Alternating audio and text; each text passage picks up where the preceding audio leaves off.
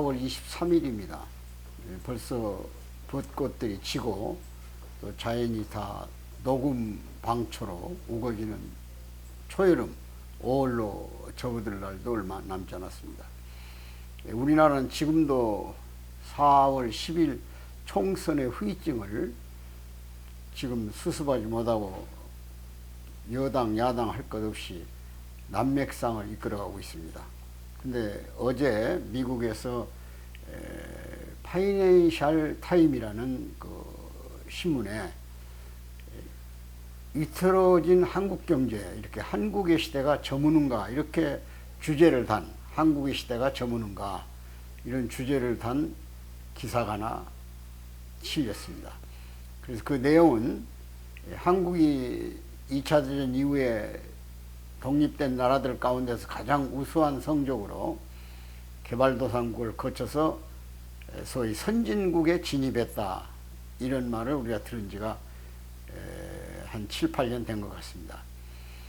근데 지금 현재 우리 개인 소득은 약 3만 5천 달러에 섰다니까 선진국 진입을 했고, 또 G7에서도 옵서버 자격이지만 참석을 여러 번 했습니다. 이번 금년에 진행되는 이탈리아에서의 아마 그 G7 회의에는 참석이 안 되는 걸로 알고 있습니다.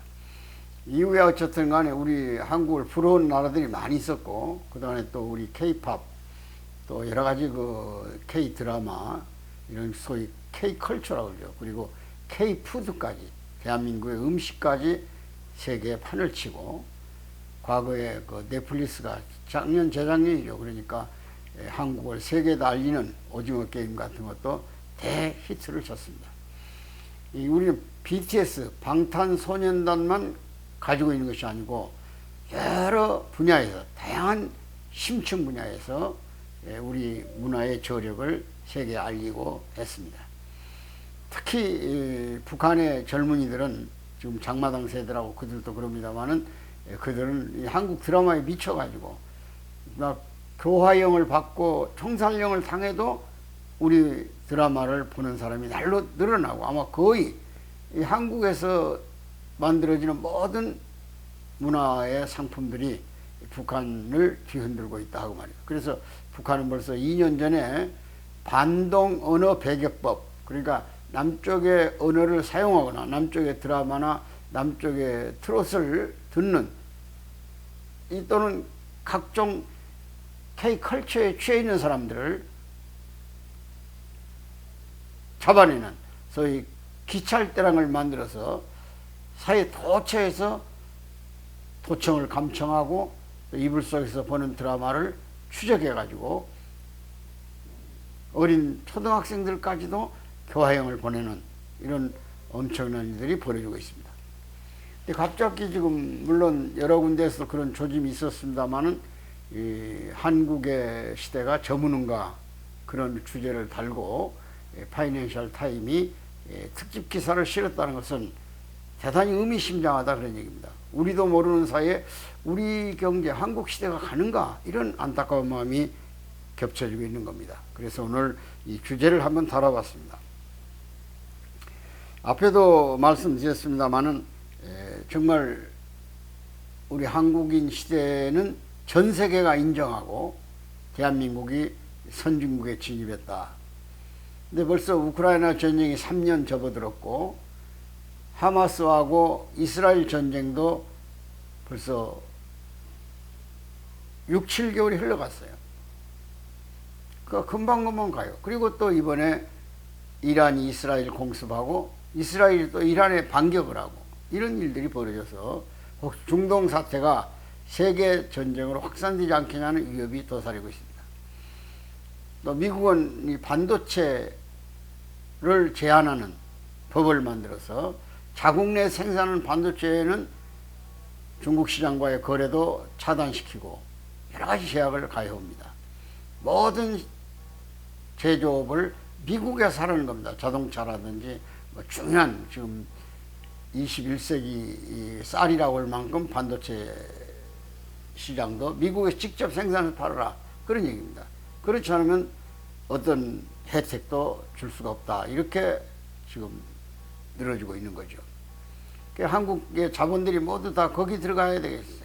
우리 정부는 용인에다 반도체 밸리를 만든다고 해서 약 300조 투자 계획을 세웁니다. SK라든지 삼성전자를 통해서. 근데 그런 계획이 차질 없이 진행된다는 보장이 지금 없어요. 왜냐면 시장이 있어야만 생산시설을 만들 거 아닙니까? 시장을 보고 만드는 거 아니에요.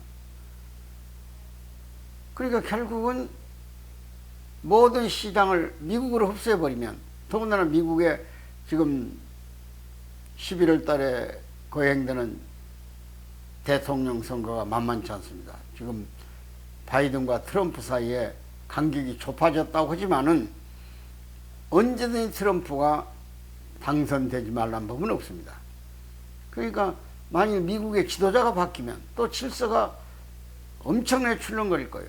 특히 한반도에 주둔하고 있는 미군의 주둔비 비용을 천문학적으로 우리에게 물으라고 할 가능성이 있다. 지금도 오늘 또 하와이에서 그 문제로 협의가 진행되고 있습니다만은 이런 여러 가지 정황을 볼 때, 자, 지난 코로나 3년 소위 경제적 동절기를 겪었지. 또 기후 재난 때문에 작년에 과일이 안 돼가지고 물가가 천정부지로 올랐지. 또 지난 정권에서 인플레이션화 해가지고 포퓰리즘, 소위 많은 부분에 돈을 많이 풀었다 그런 얘기예요. 거듭 말씀드리지만 대한민국 정부가 지금 수립된 지가 80년 가까이 됐는데 그 80년 동안에 갖다 쓴 돈이 외채가 한 600조 돼요.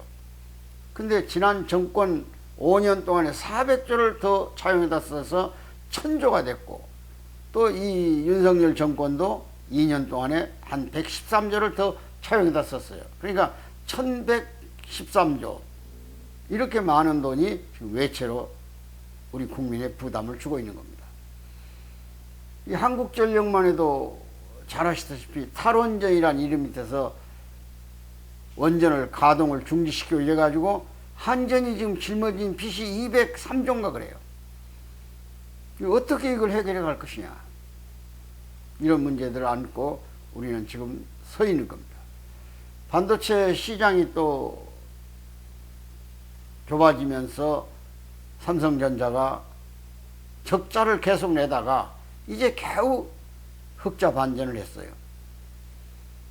앞으로 뭐 좀 더 수요가 급증해가지고 삼성전자 시장이 좋아질 거란 전망은 있습니다만 세계 사람들은 그렇게 또 보지 않습니다. 그리고 파운드리라도 우리가 늘려서 생산하고 싶어도 원치 TSMC죠.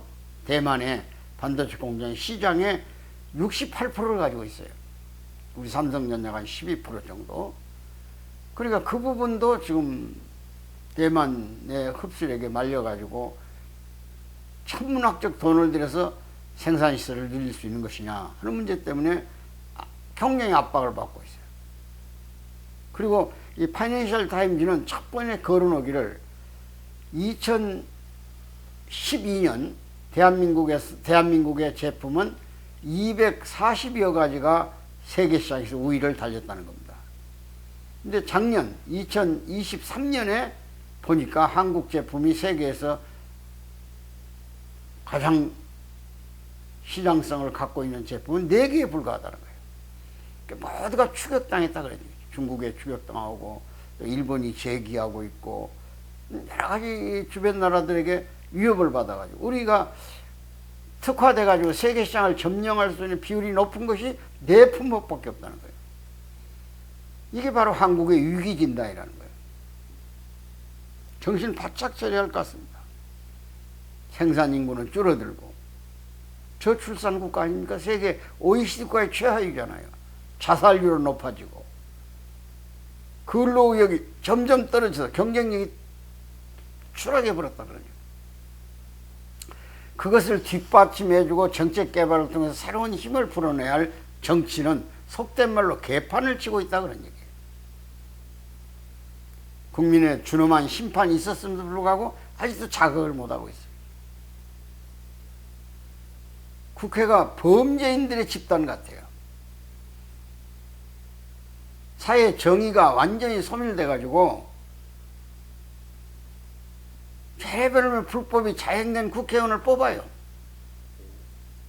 그 마치 면죄부를 받는 거예요. 5기로 뽑는 거죠. 5기로. 객관적으로 봐도 범죄가 입증됐어요.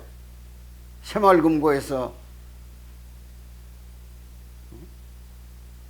수십억을 융자 받아가지고 그것도 서류를 조작해가지고 검증됐지 않습니까? 불법 대출했다고.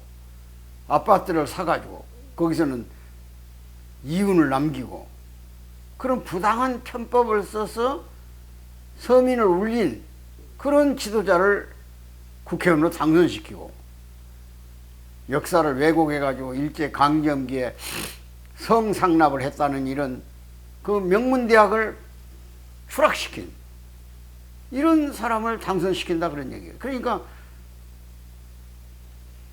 법이 1심, 2심까지 범죄가 결정돼서 형이 확정됐어요. 대법원 심리만 남겨놓고 심의만. 그런데도 그런 사람들이 당연히 엄연히 당선돼가지고 국회에서 판을 쓸고 있다 그런 얘기예요. 그러니까 이게 정말 정치 집단이랑 개판 집단 아니에요, 이거. 무슨 놈의 위성정당을 만들어가지고 이름도 헷갈리게 해서 무효표가 130만 표나 나오게 만들고 이게 무슨 짓이냐 이게. 차라리 그 정당 밑에 득표수를 가지고 전국구를 주는 게 낫지.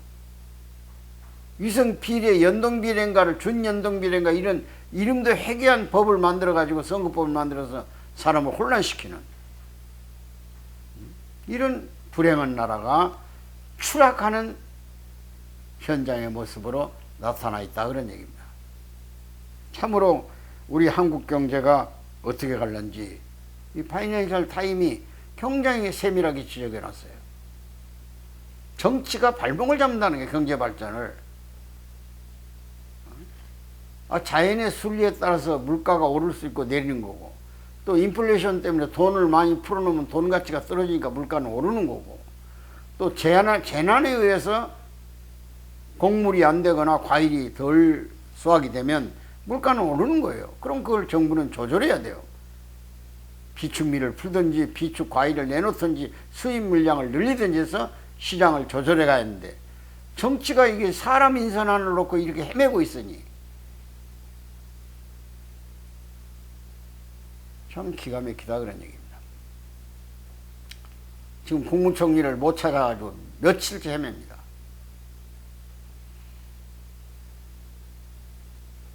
제가 젊을 때 읽은 책 한가운데서 유혹의 복도라는 책이 있어요.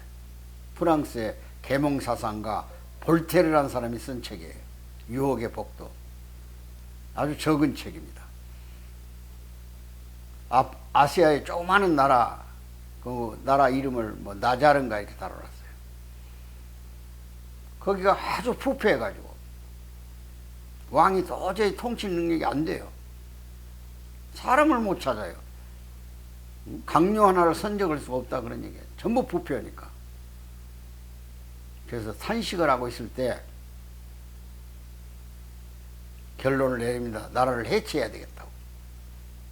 그래서 그나마 남은 내각들을 불러다 놓고 나라를 해체하겠다고 방망이질을 하려고 하는데 저 궁전 뜰 앞에서 일하던 잡부가 일꾼이 세상은 다 썩지 않았습니다 그랬습니다. 세상은 다 썩지 않았다. 그게 무슨 말인가 그랬더니 전국에다 방을 붙여놓고 한번 참된 일꾼을 찾아보라는 거예요. 자신이 썩지 않은 사람이 있는가를. 틀림없이 나올 거라는 거예요. 그 왕이 들어보니까 그럴듯해요. 자기가 가지고 있는 인사 시스템만 가지고는 찾을 수가 없으니 전국에다 방을 붙여놓으면 그 방을 보고 자기가 완전한 사람이 찾아올 것이다.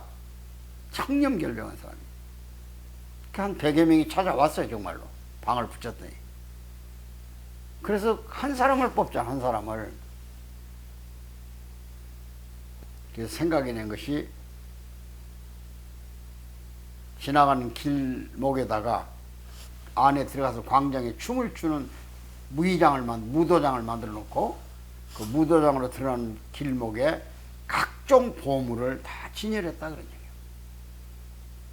눈이 부시고 욕심이 나죠. 각종 보물, 진주로부터 뭐 금으로부터 요즘 말하는 뭐 여러 가지 뭐 오기니 뭐니 다 진열했어요. 사람 마음은 100명 중에 1명만 남잖아요. 그러니까 내가 거기 될 리가 없다 그래서 보물 훔쳐서 옷을 다 벗어놓고 무도장에 가서 춤을 추는데 훔친 물건을 숨기려니까 귀에다 집어넣은 사람, 코에다 끼워넣은 사람, 항문에다 집어넣은 사람, 팔뚝 밑에다 끼워넣은 사람, 이런 불편한 사람이 많다 이게. 그러니까 춤이 제대로 안 돼요. 근데 한 사람이 헐을 춤을 춘 사람 하나를 봤어요. 나자로난 나라의 왕이. 그래서 그분을 선택했습니다.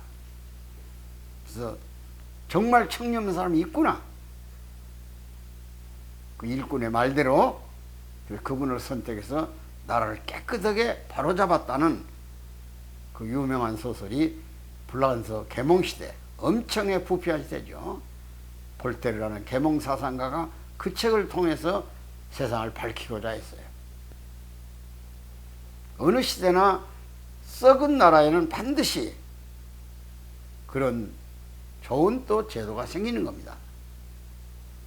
여러분, 조선 중종 때 아주 나라가 어지럽고 연상문 이후니까 엄청나게 부패할 때 대문인 채수라고는 어르신이 있었어요. 왕의 총애를 받던 그 당시의 문신이야. 글도 잘 쓰고 아주 알려진 인물이다 이게. 그분이 소설 하나를 내놨어요. 그 소설 이름이 설공찬전이에요. 설공찬전. 설공찬이라는 사람을 통해서 어두운 세상을 밝히고자 했다 그런 얘기예요. 요즘 우리가 말하는 빙의죠, 빙의. 그 공찬이가 죽었는데 그 영혼이 그 집안의 형제에게 들어가 가지고 저 세상을 알리는 거예요. 이 세상에서 좋은 일하고 가야 저 세상에서 삶이 풍요롭고 영구적으로 평화를 누리지. 여기서 못된 짓은 영혼은 영생하잖아요. 육신은 일생 동안 100년을 못 살지만 영혼은 영원하다고 합니다. 그러니까 그 영혼의 세계를 소홀하게 생각해서 여기서 부패, 부정을 일삼지 마라. 죽으면 그 세계를 내가 가보니까 남녀도 평등하고 모든 게 공정하고 어떤 것도 숨길 수가 없더라. 여기서 죄진 것만큼 그 대가를 받아야 된다는 것을 설공찬이라는 사람의 이름을 빌려서 그 전라북도 순창 금가에 공찬의 기념관이 있습니다. 그리고 그것을 얼마 전에 찾아가지고 엉강대에 있는 교수가 그 역사적 추리를 통해서 설공찬전을 펼쳐놨어요. 오지금은 그 시대에 권력 앞에 감히 누구의 부패를 논하겠습니까? 그러니까 그 영혼을 빙의해가지고 세상을 밝히려고 했던 사람들의 노력은 있었던 겁니다. 지금 세대가 그래요. 선악을 분별하기가 어려워요. 이 정신 상태가 썩어버리면 어떤 것도 견뎌내질 못합니다. 그러니까 나라가 추락할 수밖에 없어요. 다시 한번 정신을 차려서 어차피 우리가 선진화된 문명을 세계 중심 문명으로 만들어서 태평양 시대에 축이 돼가지고 통일도 하고 한국인 시대를 열어야 할 거 아닙니까? 그런 걱정이 돼서 오늘 미국 파이낸셜 타임이 지적한 소위 한국인 시대가 저무는가 이런 것을 걱정해서 오늘 한 말씀 드렸습니다. 대단히 감사합니다.